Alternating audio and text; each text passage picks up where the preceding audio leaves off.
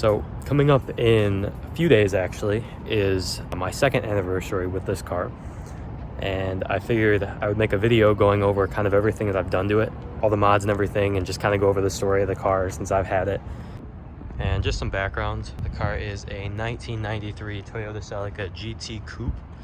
So it is the notchback. It doesn't have the hatch like most of them do, it's just the trunk. It has just under 190,000 miles. And I love it. It was my first car. I bought it 2 years ago and I was 16. I bought the car from its second owner. He bought it from the original owner, who put 100,000 miles on it in, I want to say, 25 years. And then the guy before me put about 80,000 on it in 5 years.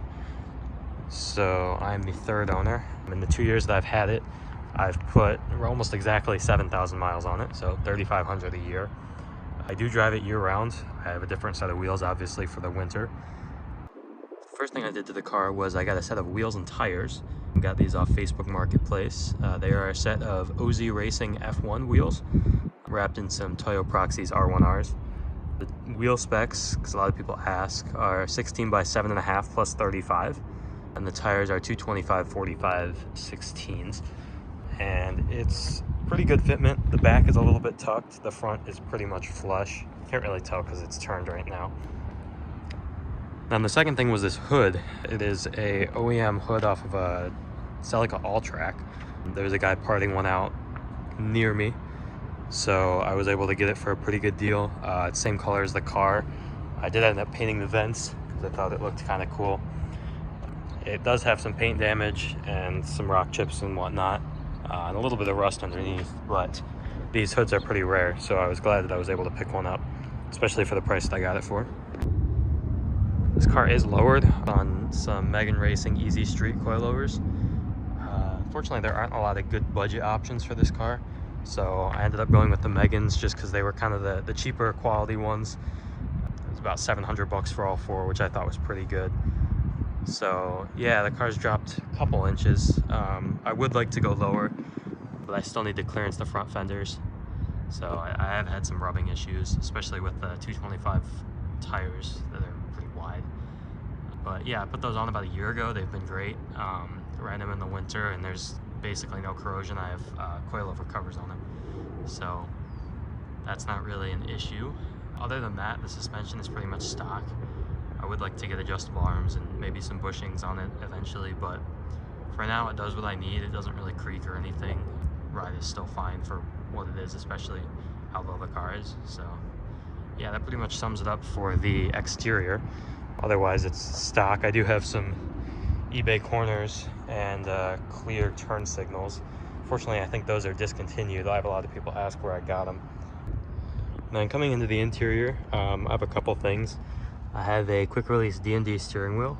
This is the Touring perforated leather style. And there's a NRG quick release on there as well. I don't use it a ton, but it is on there. It makes working on the interior a bit easier. There's these Garage Moon Power floor mats, which are a little beat up. Like I said, this car is a winter car as well, so interior does suffer a little bit from that. And then just one of those fake Bride shift boots and just the Amazon shift knob in there. When I got the car, it was completely stock, except for the radio in here. There's an aftermarket radio, which is pretty nice. It has Bluetooth and everything that you'd need. And then the antenna has been replaced as well with an aftermarket one. It's a little rusty there, but it does work. And then I do have a little Initial D style cup holder there as well, because the stock cup holders are in the worst position possible. And if you try to put anything in them, you'll puncture it with the shifter when you go into third. Other than that, it's stock for now. I do have plans to put a racing seat in here. I'm waiting for the brackets, so that'll probably be a future video of installing that. I have replaced a ton of stuff with junkyard stuff. Like this door panel is from a junkyard car, and the back seats are as well, but it was all the same interior color, so you can't really tell. And then moving on to the engine bay, this car does have the 5SFE, which is a Camry engine in it. Do have some stuff done here. As you can see, there's just an eBay header there, which is also a cat delete. I have like an eBay Mishimoto style radiator, which I had to replace when the original one broke. I'll get into that a little later. And then just some higher diameter spark plug wires and the eBay intake. So it doesn't really make a ton of power. I think it's about 100, 110 at the wheels, a little bit more torque, but it looks all right. And it's, you know, a Camry engine, so it's pretty reliable. As far as maintenance on the car, I haven't done a whole lot. I have had to do some repairs though. First thing was the brake lines actually blew out underneath the car. They were completely rotted. So we had all of those replaced under the car, as well as the fuel lines. So that was a pretty big job, but it was something that needed to be done. Car's obviously 30 years old. I've had the driver's side axle replaced, and then did have the radiator go out. We were driving into the city, and one of the transmission cooler lines, which are unused on the manual cars, got knocked off somehow, and the car overheated. Luckily, it didn't do any damage, but that's why I do have the larger radiator in there. That wasn't too hard of a job, just kind of a drop-in replacement. Other than that, really haven't had any issues. I've just done some maintenance stuff, brakes, oil changes. It does still need some work on the brakes. The parking brake doesn't work, but unfortunately they don't sell the parking brake cables anymore, which is what's broken. So unless I find a couple of them at a junkyard, that's gonna stay not working, which I'm fine with. To leave it in gear. It's pretty flat where I am in Illinois, so I don't really have too many issues with that. And then I did have one of the trunk hinges go out. If you know these cars, you know that's pretty common, especially with the coupes. The trunk hinges are not designed well at all. I was able to order a set of new OEM ones on eBay actually, and replace those. Unfortunately, the bolts for them broke inside the trunk, and we weren't able to get them out. But luckily, there was a car at the junkyard locally that was the same color. So the trunk that I have is not original to my car, but it does fit very well. And funnily enough, that junkyard car also had a good set of trunk hinges. So I have two sets of trunk hinges now. So if these new ones break, I will continue to have working ones. I had one of the window regulators break, so it wouldn't go up. Again, was able to replace it with the junkyard part, and it works fine.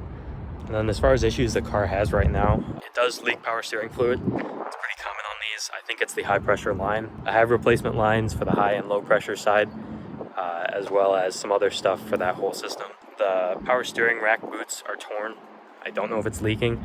I do have replacement boots for that as well. The passenger side axle has been bad for a while now, probably like 6 months. So that needs to be replaced pretty soon. Again, I have the replacement part, I just haven't gotten around to it. Parking brake, like I said earlier, doesn't work. That's kind of in limbo. If I can find the cables for it, I'll fix it. I have all the other parts. As far as plans for the car go, I want to obviously fix all the stuff that's wrong with it, or everything that I can. I do have the seat that I mentioned earlier that's going in hopefully in a couple weeks. I just got the email that the bracket had shipped out, so that was good. And then I want to work on bodywork. There's a few spots around the car, a few dents, stuff that I want to replace. I do have a set of wide front fenders from a GTS model or an all-track that I want to put on. They're white though, so that's kind of why I haven't put them on yet. And I want to get some wider wheels so that they'll actually fill out the arches in the rear and the front. I won't have to run spacers. And then eventually I want to put some side skirts and a front lip and spats on this. You kind of have to source them from other cars because they don't really make stuff for this car anymore. And then wrap it or paint it or do something. The paint is pretty faded on there. It's 90s red paint, that's kind of what it does. I would like to change the color in the future at some point. And then the car does have a little bit of rust, nothing structural really. One of the floor panels has a small hole in it, which is probably the biggest thing that needs to be fixed. A couple of the rocker panels have some small holes too. So especially before next winter, I need to get all that sealed up so it doesn't continue to spread. There will always be rust on this car. It's a car that I've driven in the winter, and the previous owner did too. So can't really get around it, but I'd like to minimize it as much as possible and kind of protect it from the future because I want to own this car as long as I can. So yeah, I look forward to making more videos working on this car, kind of learning about it and sharing my knowledge with other people. And I will see you all next time.